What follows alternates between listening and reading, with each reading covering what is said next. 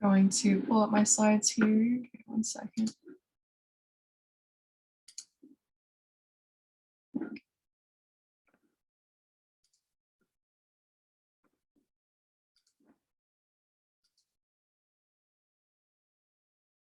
All right, can everyone see my screen here? Good. Okay.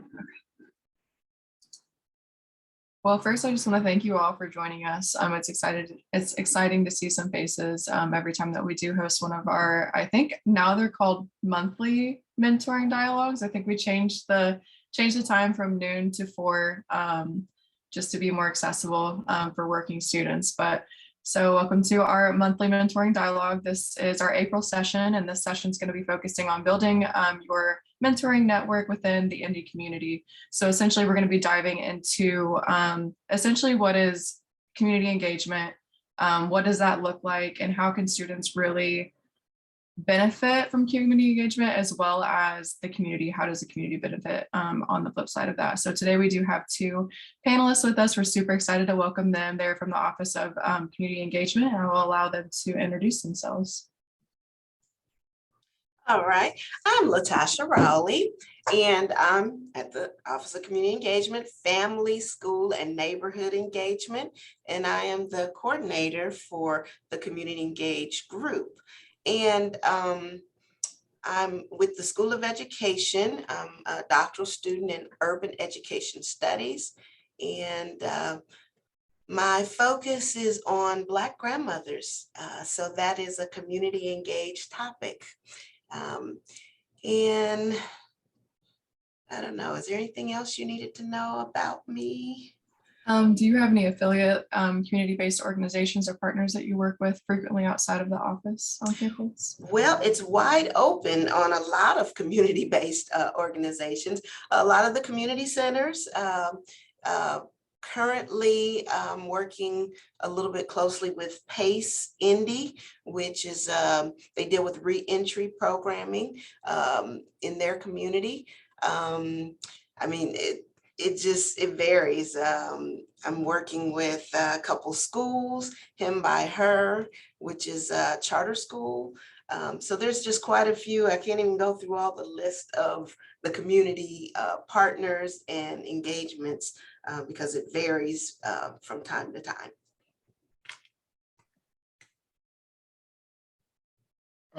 My name is Richard Bray.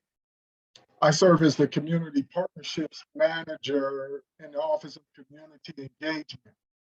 I too am a doctoral student, but not at Indiana University. I'm a doctoral student at Christian Theological Seminary and now writing my proposal, which is studying the rhetoric and cross-racial, cross-cultural preaching towards a multi-ethnic church or congregation or denomination. That's my research interest. Like Latosha, community-based organizations and partnerships undergird my work, broadly defined. As a part of that, what I also understand is that partnerships also will help move my research agenda forward in our professional work in community engagement. We realize and recognize that communities want ethical and responsible researchers to be a part of the community and not do research at or on community. And so many of them are gladly wanting to participate and partner with universities, but they want to be brought on earlier in the research process. And as the research process is designed, implemented, assessed, and then communicated about, community-based organizations want to be a part of that. Many of the community organizations that are partnered with, they're geographically focused. So much of it in the urban core of Indianapolis or the near west side. If we go west side, on the near west, near north, up near Flanner House along MLK and where the Center for Leadership Development is located. And just a little bit on the east side where we're working in the 46218 zip code with the Edna Martin Christian Center, who serves as an anchor there, also with PACE, Indy, and others. So my my professional work is really about connecting people, whether it's graduate researchers, connecting people together, university and community, towards common end. And so I've been doing that a long time. So I just moving into it in a different way now. So I'm excited to be a part of it and will welcome your questions and all of that kind of stuff. Thank you for having me. Awesome. Thank you guys for those introductions. It's really good to have you both here. And it's good to know your professional as well as research backgrounds and how those relate and how they may differ. I do want to, since we do have a smaller panel today, and to be more engaged with the students themselves and offering them more tailored suggestions or experiences. I will extend the invitation to introduce yourself, maybe provide your name, the program that you are in, and IUPUI, and maybe what do you hope to get out of this panel, or why are you here? What do you hope to learn? And anyone that wants to start can start. So I'll go ahead and start because I have a little bit of community engagement in what I do. So I'm Dr. Randall Roper. I'm in the Department of Biology, and I study Down syndrome. And that also, one thing that I emphasize with my students and in our studies is that we relate to the people that we're trying to help and we're trying to understand. And so my lab members and I will often go out into the community with the individuals with Down syndrome to celebrate what they do, to do their yearly buddy walk. And so that's really important to me, so that we have a connection to the people that we're hopefully trying to help one day. Well, as I said earlier, my name is Karen Shirey, and I work in the School of Medicine and Pediatric Pulmonology, and I'm studying in Kelly, going towards my MBA. And what Richard said was very, very interesting to me. It never occurred to me that you would design a research study from the ground up, go out to the people and ask them, what do they think the problems are and how to address it? It always seems like as researchers, they go out with an idea and they just go to the demographic or the group that they think need that problem solved. So maybe getting better buy-in, that's really interesting to me. And disparities, food insecurity is a passion of mine. So that's something that I'm looking to solve in my lifetime.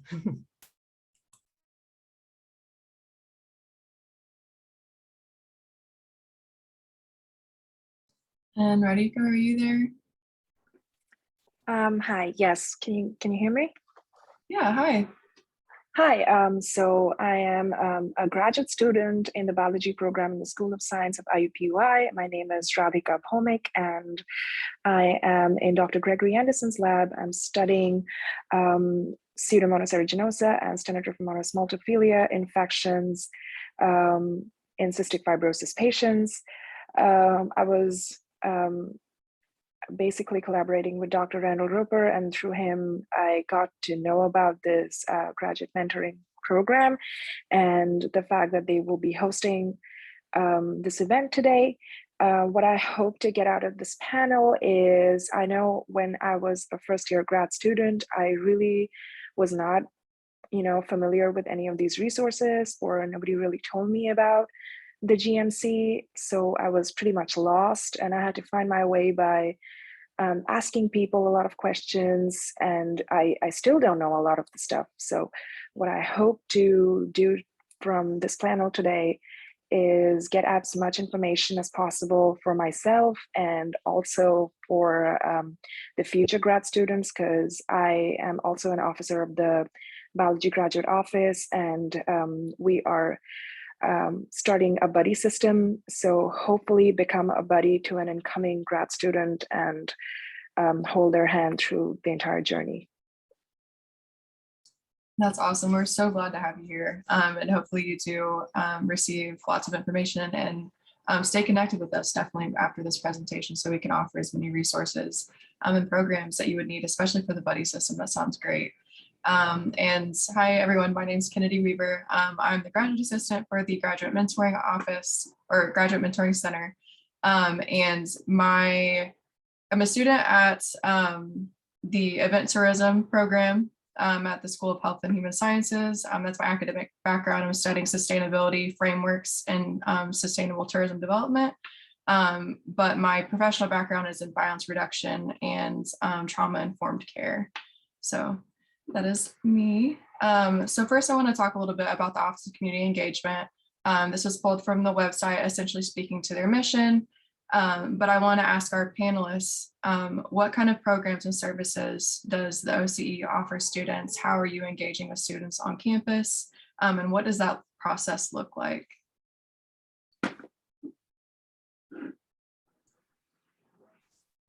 All right.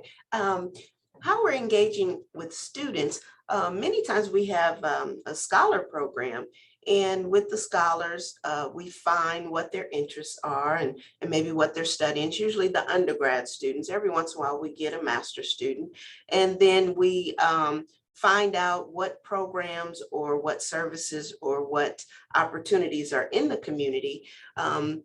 Recently, I had a young lady that was in environmental studies, and so she ended up connecting with one of the nonprofit organizations and actually, worked on site. So, when COVID hit, that kind of slowed that process of them actually being physically there, and had to move some of the things to Zoom, but they actually would get an experience of more of a hands-on experiential process of learning out in the community. Like I mentioned earlier, PACE, one of the young ladies was interested in re-entry. And so she got an opportunity to be in-house at the PACE Indy location in the 46218 zip code area, and seeing what they do, the programs they offer. And we also work with churches. We work with, like I said, the community centers. So wherever we can place the students, we try to get them placed. And like I said, COVID kind of changed some of that. So we'll get it started again once everything is, fully opened up and moving. So that's one thing that we're doing with students.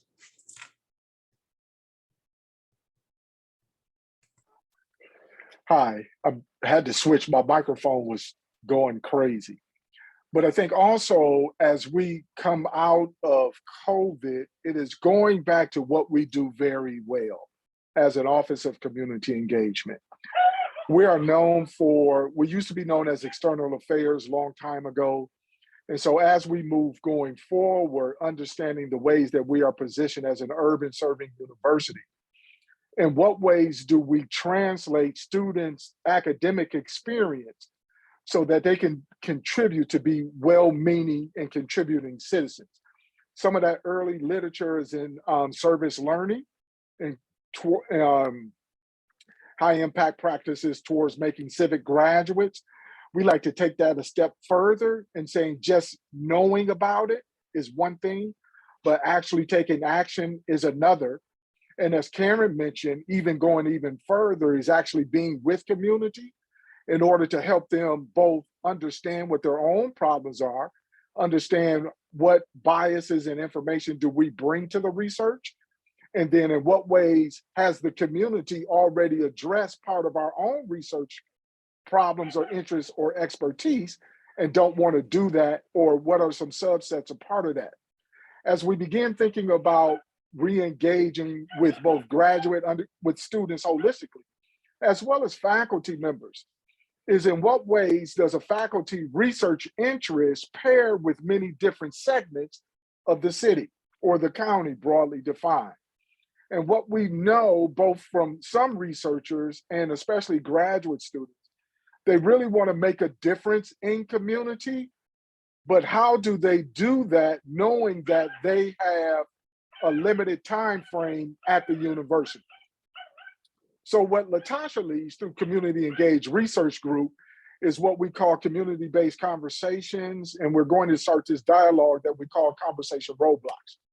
Conversation roadblocks begins to help us understand our own positionality as humans going into diverse communities or even homogeneous environments and what we bring there. As we move towards community conversations, it's about really going in and listening to community and about what kind of quality of life issues do they want to address.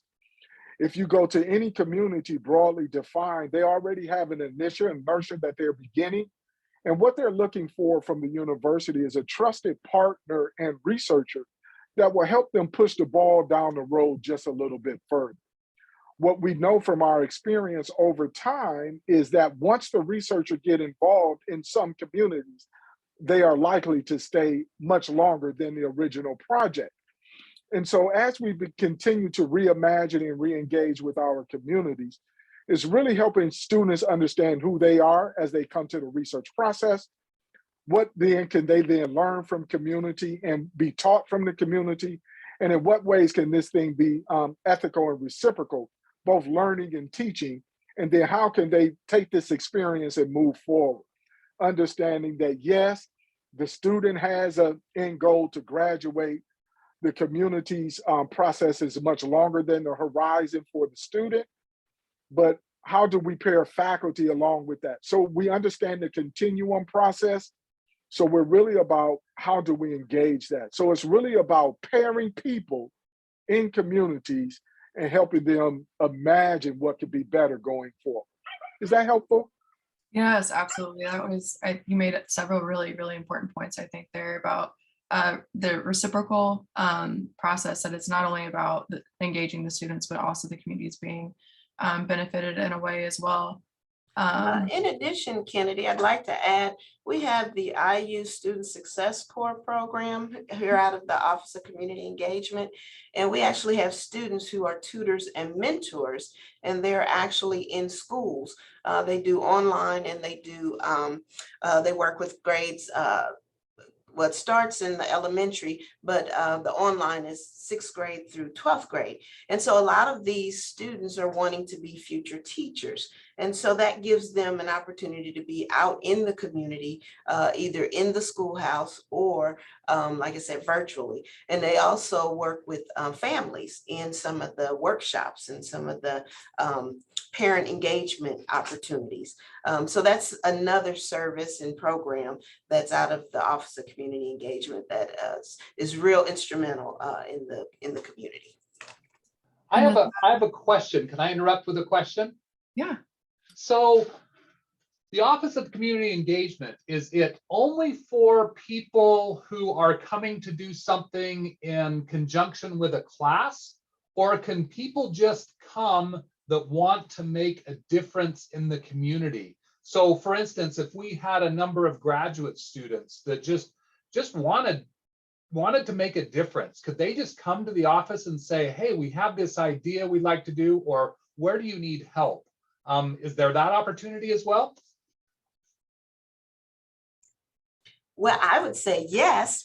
However, I'm not sure the process, because most of our students have come through, you know, like our tutors and mentors have been interviewed, and they are hired on to do the community work. And then the scholars, they fill out the application online, and then we go through the applications and we select different students to do those programs. But as far as the faculty, now, if the faculty is connected and they want their students to participate in a community project, I'm sure that would be open. I'm not sure the process, so Richard may need to help me on that one. Thank you so much. So I think one, this is what I'm hearing. I have students that want to do something in community, but don't know what to do. So there are two efforts that we could talk about. You know, there's simply the volunteering effort. You can do that through any way. What we are advocating for is a much more intentional engagement with communities, so that the students, graduate and undergraduate students, can get something meaningful out of it. And so that's why we are beginning what we call conversation roadblocks, and then going into community conversations. So Kennedy, I believe you talked about you're in event and tourism management and looking for sustainable ways.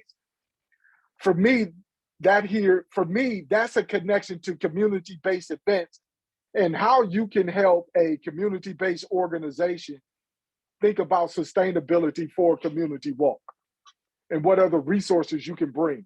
You could do that in your sleep, right? But then there's another level of engagement that some students want to be involved in. And so through this kind of engagement and hand-holding in the beginning, students then are encouraged to identify, I want to do this. I want to help them in this short-term project to, I'm picking on Kennedy, the walk in the Edna Martin Christian neighborhood, because they're doing a walk for addictions, right? But, they low in staff and all of that. But Kennedy has this expertise. Then you can meet with the community, see how it flushes out, and what recommendations can you provide so that it sustains itself going forward, whether that's more human, social media, all of that stuff. As many of you know, community-based organizations have goodwill, but have few resources, overworked, underpaid, and stretched to the thin, right? And so they look for us sometimes as community partners to offer both human contact, another body to help, but also they're much more strategic now in understanding that funders are now coming to community-based organizations and universities and asking for evidence-based support that then enhances their programs and offerings to the clienteles that they serve.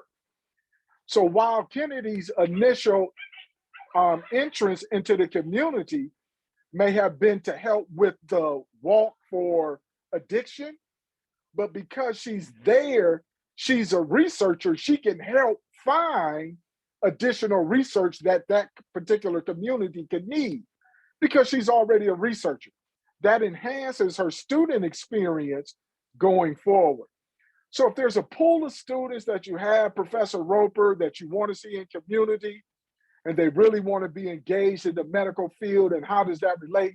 I would say let's sit down and have a conversation with those persons that's interested in just sending them and hoping that they find a place, because we really want to be intentional about where they are, what they do. And some people might have one interest and another people might only want to do background stuff.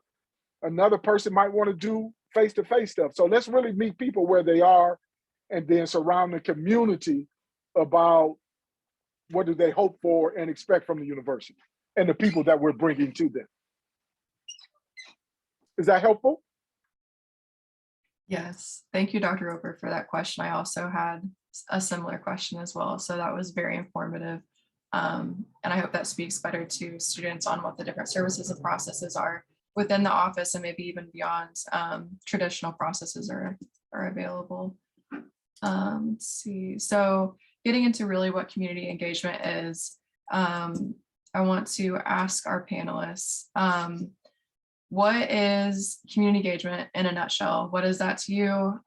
What are the different types or sectors maybe that are involved in community engagement? What is like the breakdown? How can that be understood or navigated? And then also, why is community engagement so important to have? Yes, I'm starting off. Okay. Do you want us to go each one and, like I go and then he go on the first one, or how do you want us to respond? Whatever feels most natural to you guys. I would say, I think some of these questions can kind of be tied in together. So if you want to flow through all three, that's perfectly okay. Well, one thing with the community engagement piece, I've found that, first of all, as the researcher or the person that's working in the community engaged office, you have to know yourself first, know your biases, know your assumptions, all of these things. So there has to be work with yourself first. And then when you connect with the community, it's important to have the relationship. There's the relationship building. So a lot of times you can't jump right into a project until you've first of all got a chance to know their concerns, their situations, issues. And so that requires dialogue, that requires conversations, meetings. So that whole engagement piece is, just building something together, the co-creating, the co-learning, the everything's when you're in the community engaged world. It's not a researcher just coming in and doing research on a group of people or a place, but you're actually working with the people, working with the organizations. And it's what their quality of life plan is. That's what I found in most of my community engaged meetings. They already have a plan of things that they want to address. And so as a researcher, you come alongside and support. You listen, you have to be an active listener to see what's going on and what's important to them in the community. And then you're present. You're there to give resources. So you kind of leverage the privilege from the university, the assets, the resources, the connections, the networks, because a lot of times we'll connect a faculty member with a community member because they have the same interests, and then they can work together from the ground up, as opposed to coming in with, I guess, a laid out plan. This is how we're going to do it. And then telling the community members, because that doesn't work well. Especially coming from IUPUI in our communities, there's been some tension from some historical things that have happened with IUPUI. Some of our community partners feel that the university is always wanting something or coming to get something, as opposed to giving or coming alongside. And so that whole community engagement is, like I said, the relationship, really, just being transparent and even vulnerable at a point, because you're really sharing together and really being concerned about those issues, how we can make a change together. And so I think that being humble, that's a key piece in community engagement. Not coming in as the I know everything, but we're going to work together. And so the different sectors, a lot of the communities are closely connected here with IUPUI in the Near East, Near West spaces. And it could be like I said, anything from the community center to the church to the schools. We have a lot of work in the community schools. And so it varies on maybe how we've established some of those relationships and partnerships.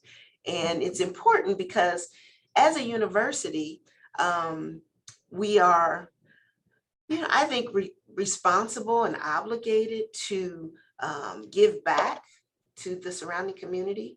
And so, and also show that we care, that whole caring thing is real important because, like I said, historically, there's been some division and some challenges. And so you have to repair some of those things because people have been displaced in this space when the university expanded.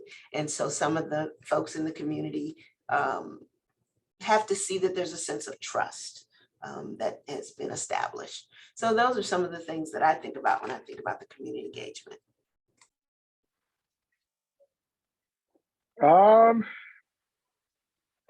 What is community engagement? I'm gonna start with sectors, okay? Community engagement is involved as many sectors as there are careers. The opportunities exist to where the university can engage in many of those sectors. Some of those that are highly visible, of course, are medicine, education, politics, okay? But as the longer and longer I reside in the work, I realize there's much more nuance to community engagement and discipline.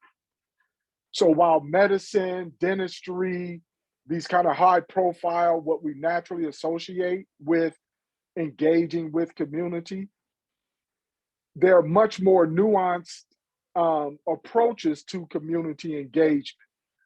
Our work process is what we lean towards in the research literature is community-based participatory research, which seeks to then adequately engage community with university, with the community, understanding that many universities were founded in the United States based upon public good. So community engagement in the ways that we are seeking to reimagine it here on the campus is to help the university get back to its public good for the community where it resides, understanding that we are an anchor institution. As an anchor institution towards public good, you have some ethical responsibilities. Some institutions are more out front and forward to that. Others have been more resistant. And so understanding as a university employee, we wear some of that, some of the positive parts of our university engagement, as well as the negative. So when I think about community engagement, it's not just giving people a widget because that's what I have. It's like giving you something that you're allergic to or something that you don't want. What am I going to do with that? I didn't ask for it. So that has what some universities have begun to do. We're just going to give it out and then tell people we did it and celebrate ourselves. What we are moving towards in the Office of Community Engagement is a critical reflection look at us and the ways that we engage with the community broadly defined. And in what ways can we co-create new knowledge, because that's what we are as an institution, towards public good. Understanding that it's going to be a longitudinal approach, but we have to celebrate victories along the way. And understand that people and organizations are going to move in and out, depending on where they are in their own personal and life career, work-life balance, et cetera, as well as the research question or the interest of the community. If you don't mind, I like to use this little paint illustration I like. For example, can you tell me what colors make orange? Anybody? Anybody? Come on now, y'all been to school. Come on now, this is active participation. Red and What yellow. colors? Red and yellow. Red and yellow. Red and yellow makes orange. See, I'm glad y'all remember. Now, in community engagement work, who decides what shade of orange we choose? Is it the color of orange? Is it the color of sunset, or something in between? If the university has yellow and the community has red, together we have to deposit our yellow on top of their red until we agree that that's the orange that they want.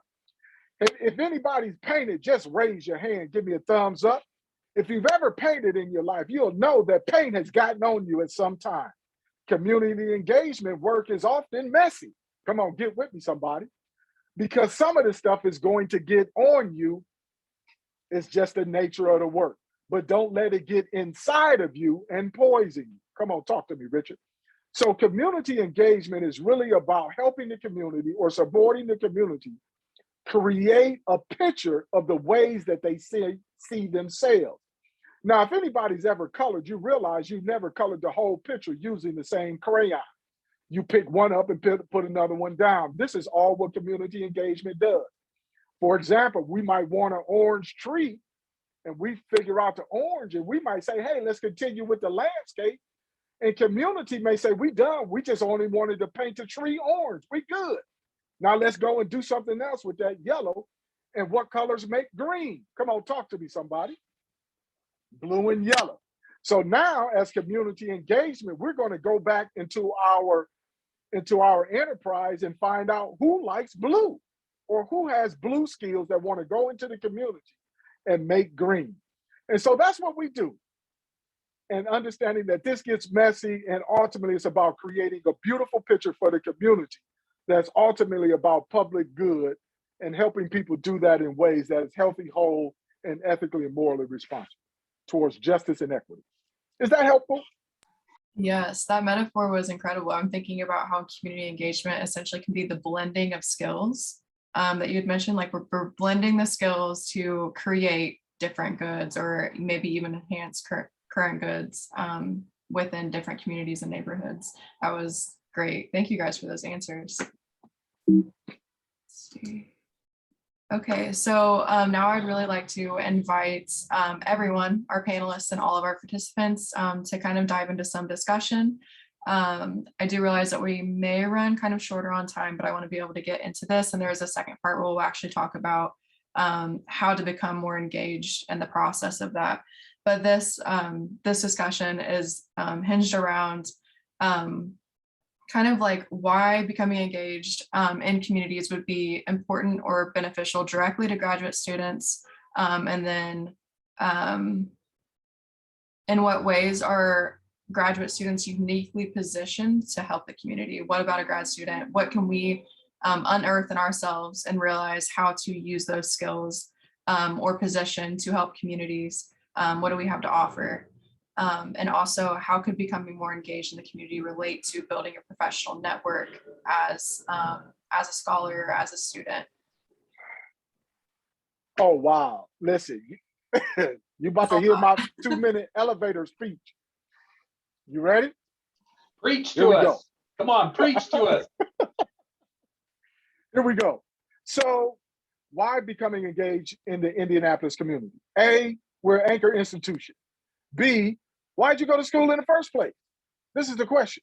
Was it just knowledge for you, or was it to benefit others? If it was to benefit others, we have a pathway to help you do that. Now, the skills and experiences that you get by working with and through us, you can take these translational skills and apply it in any sector of life that you go on beyond the university. We hope that you would then retain yourself in some ways in educational communities. Through our community engaged research trajectory that we are imagining through community engagement, we are creating the next centuries of community-based researchers, flat and simple, because we are about helping the university get back to its public good, where our graduates then go and disperse across the world. So imagine a current graduate student, whether they are a practitioner or a scholar and assume a faculty role. These kind of transformational experiences, I believe, will help set them on a path to further engage not only institutions of higher education, but also other sectors. So whether or not you get involved in local politics, police, et cetera, government, et cetera, education, you see the ways that these entities can come together in order to have a dramatic impact on community. But here's the issue, here's the question. The graduate students have something to offer. The challenge is for us as external affairs or community engagement is in what ways can we help our faculty reimagine their own work to better utilize or to engage with their graduate students that both advances the faculty levels research, the graduate students learning, as well as making it practical for on the ground. As graduate students, we all inundated with theory, but none of that matters on the ground. But until we can get it on the ground and help this thing make sense, what we read in 900 pages will never make sense. And so how could becoming more engaged in the community relate to building your professional network? Once you understand these principles about how to become engaged, ethical and moral responsibility, et cetera, the things that we teach you, as well as this kind of reflective practice that we invite people to participate in, the kind of reflective thinking and leadership that you will begin to practice here is something that you can then use and go forward. And this is all about education. This is about both learning and then teaching. And here's the last thing, I'm gonna give it to you and let you go. How about if you teach somebody else what you know to teach a young person or even a community member how to do research on their own? You've left something in the community more valuable than yourself. That's why I think you ought to get involved in community engagement. Well, he said a lot. I don't have much more, but I'm gonna just add a few things. One thing with a graduate student, being in the community gives you an opportunity to do inquiry. And I think that is a more powerful way of learning because, situations are happening in the community locally, and you can even connect that to globally, because a lot of things, if it's poverty or, whatever the situations are, it can help you think about the bigger picture too, even beyond just that community. And so that's beneficial as you grow and develop, not only just as a graduate student, but as an informed citizen, in the world. So I think that's an important thing that happens with community engagement. And it helps you as a person become more aware of who you are and maybe your power, your privilege, your different situations, maybe when you're in a space. And then you can see how you can leverage things, not only while you're in your school experience, but once you graduate, what can I do to make a difference in maybe some of the communities that I'm working in as a graduate student? I think that the whole engagement piece, a lot of times you'll learn that you don't know as much as you think you know. And when you think about the mentoring, it may not necessarily be the mentor that's in the university, maybe a mentor in the community. As you've worked in that community center and they're a director there, then all of a sudden, you have a different relationship on that professional level with the community, seeing, how they solve problems, which may be a different process than it happens in the university.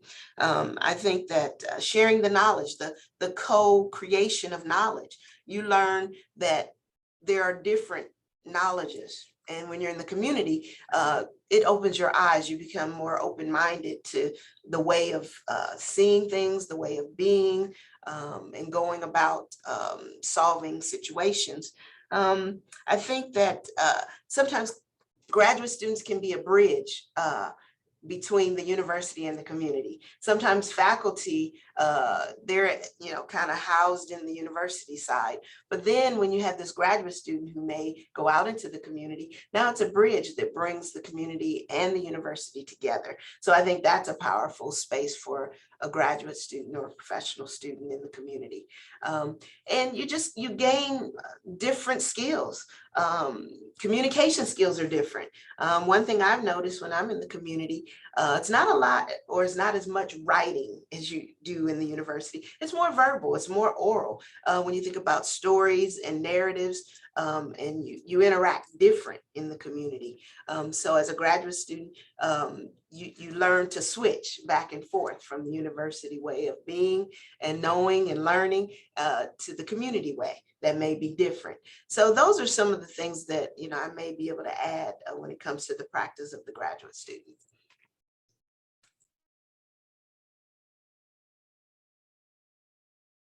I really enjoyed the comparison of like graduate students as bridges between the university and the community. I haven't thought about that but the more that you think about it, it's very true, especially being a graduate student, being kind of cross-interactional with both of those communities. It is very, very valid. Does any one of our participants have something that they've experienced through their community engagement experiences that kind of relates to some of the things that we've brought up or spoken about?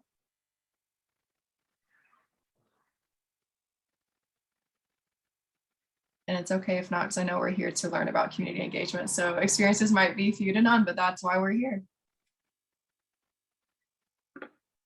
Does anybody have an interest in becoming communally engaged? Mm-hmm.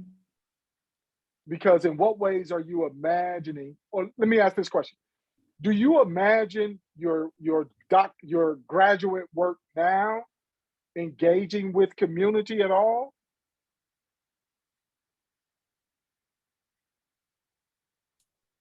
For sure. I've been blessed with skills or been taught skills that I think could translate to helping others. And the goal would be to find out how I communicate those skills in a fashion that benefits them the most, not trying to say this is how you should do it, but determining what do they need and how do they need to learn it, and how can I best share my connections or my talents or skills or education to improve not what I perceive as their issue, but what they perceive as their issue. Now, based upon that, where is your expertise? Because sometimes when we think about community engagement, some only think of volunteering. I'm gonna give my body to go stack a pantry, right? Or do something. What we are talking about is much more intentional engagement around our discipline or our expertise, and in what ways can our discipline or expertise stretch us to become more communally minded or engaged?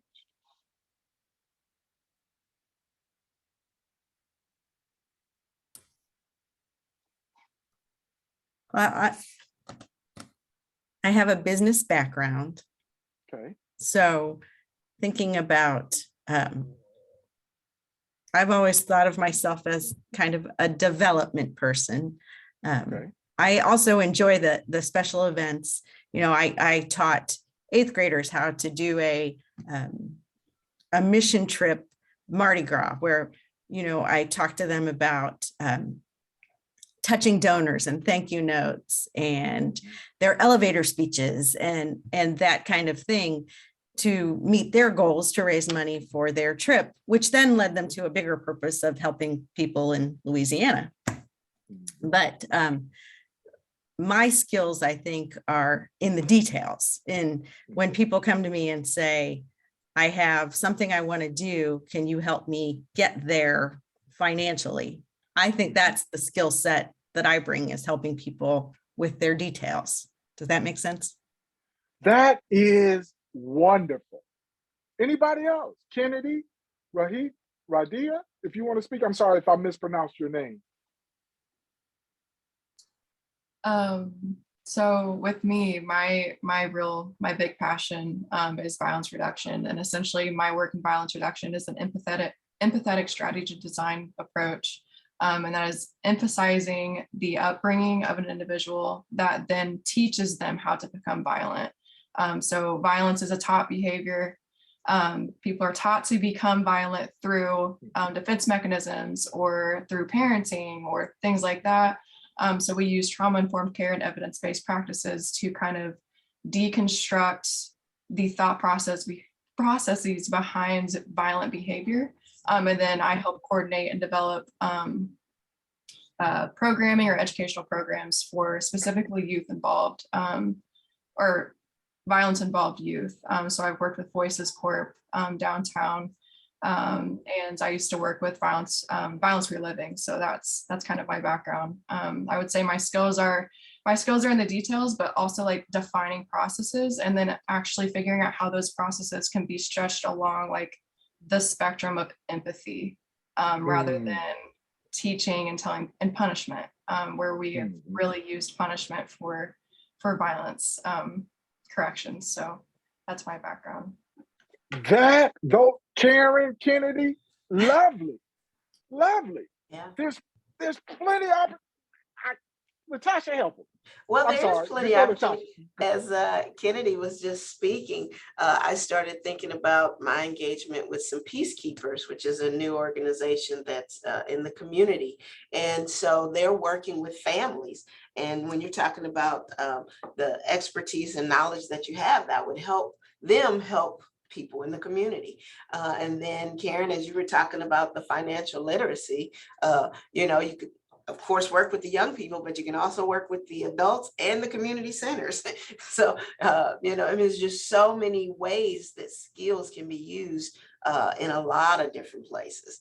I know one of the churches was doing a financial, I think it's called Crown or something. I don't know what it's called, but anyway, they were doing a workshop on trying to get out of debt and be debt free. So, you know, it's just so many things in the community that skills can be used.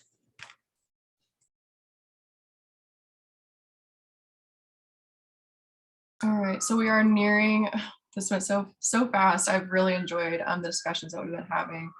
So we are going to shift quickly into part 2, kind of break this down and digest everything that we're speaking about together. So we have shared our experiences. Does anyone have any other questions to this point, participants? So becoming engaged, we've spoken about community engagement. What does that look like? How does community engagement benefit us, our communities, all parties involved, what that process looks like, and the blending of skills, and a plenty amount of very good metaphors to kind of help visualize these processes. What are some more opportunities for IUPUI graduate and professional students to become more engaged with the Indianapolis community, maybe beyond the Office of Community Engagement? And that might be through your actual partner organizations or other entities that you've been involved with. And we can start there. Okay, so I'll just kind of run through the questions. Latosha, jump in if I miss anything, or what I know I'm gonna miss something. Opportunities abound based upon interest. That's the easiest way I could tell you. Once we begin to have what we will, again, let's go back to conversation roadblocks, community-based conversations, going in, listening to various communities. We're setting those up now to occur either late this summer or early fall. So then that way we're going to do more listening sessions and hopefully partner more like with the graduate mentoring office and others so that they can become involved in the work on the ground versus coming in midway through. That's A. Leading community partner organizations doing engagement opportunities. What we have discovered, people often engage with community-based organizations. I believe you said, Dr. Roper, you work with Best Buddies.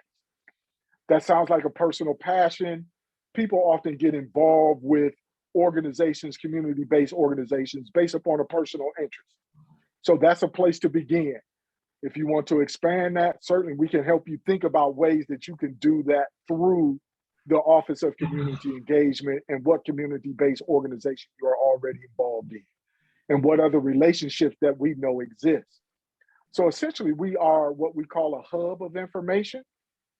We're not a gatekeeper, we just a hub. We don't prevent people from going out into community. People are gonna go do that anyway.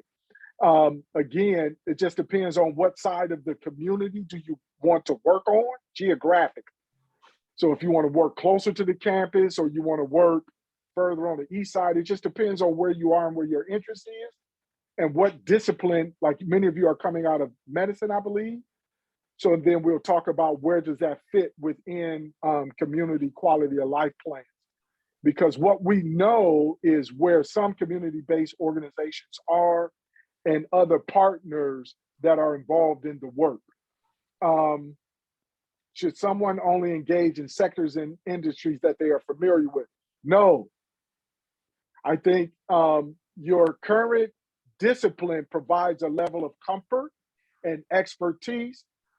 What communities, my experience is with communities, yes, I bring, the ability to make orange with red and yellow. That might be my first thing. But I have a whole bunch of experiences that may have gone untapped and may not, and it may stretch me to go back and do some other things. So I would certainly encourage exploration. In addition, many of our academic studies and our practical knowledge requires an interdisciplinary approach.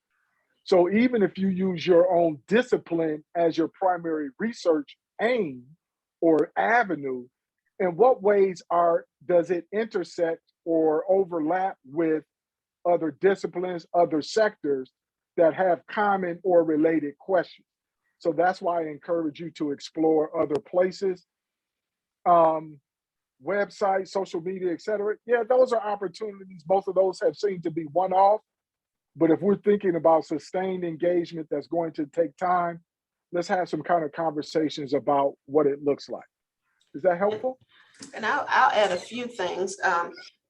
we're going to be looking for community engaged associates, which will be the students, graduate and professional students, as well as probably some undergrad students, to come alongside and work in some of our areas. We found as we worked this year, health was a big focus, mostly mental health, dealing with. So there's been a couple organizations that are real interested in what can we do to help in the mental health area. And then another area was criminal justice, the reentry. That was a big focus this year. And right now we have some senior citizen organizations within community centers. And there's a project where a faculty is looking at a healthy brain in aging. So that faculty member is connecting with 5 community centers. So it just depends on the interest. It depends on what connections are there, what organizations are open to having the IUPUI students come in and work and share. So those are, and education is always a big one. We're always in the schools working with all the situations, especially with the pandemic. There's been a lot of conversation about education. So so it just varies. And then it also, one of the things let me turn this one off. Hold on.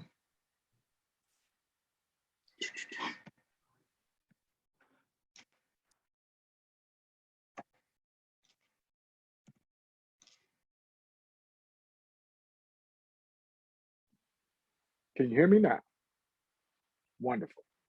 One of the things that our community partners are looking at now, both health, education, brain health for seniors, what we've been discussing as a campus to engage. We know that the campus is looking for more researchers long term. In what ways can we begin to develop young people as researchers, faculty person? So one of the things that we have been working with one of our community partners is teaching high school students how to conduct research.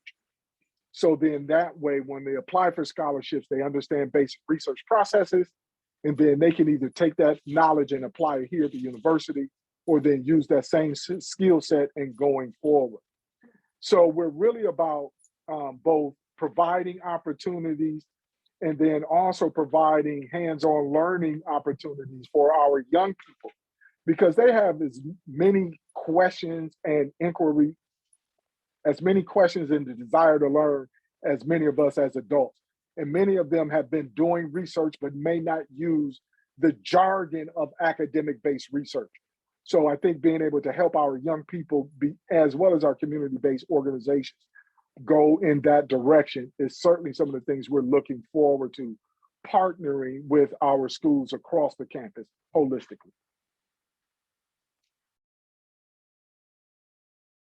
Into the chat. Okay. Looks like we are good here. So that really does conclude. Looks like we ended right on time. I don't want to take any more time than we are allocated here, but I just want to say thank you guys so much for joining us. This discussion has been extremely enriching. I hope that all of the participants learned some new things as well, and are exposed to more opportunities that exist on campus and beyond. Have learned that there are unfathomable amounts of ways to become involved as a researcher, as a student, as a community member, as a facilitator, or even just a faculty like you. There's so many opportunities within Indianapolis, and there are more than we even are aware of. So continue your search. I'm really glad that you were here to join us today. Does anyone have any closing questions before we go? No closing questions, but thank you for the invitation. I'm glad we could come and share. Absolutely. It was good to have you. And keep a lookout. We're going to send a follow-up email.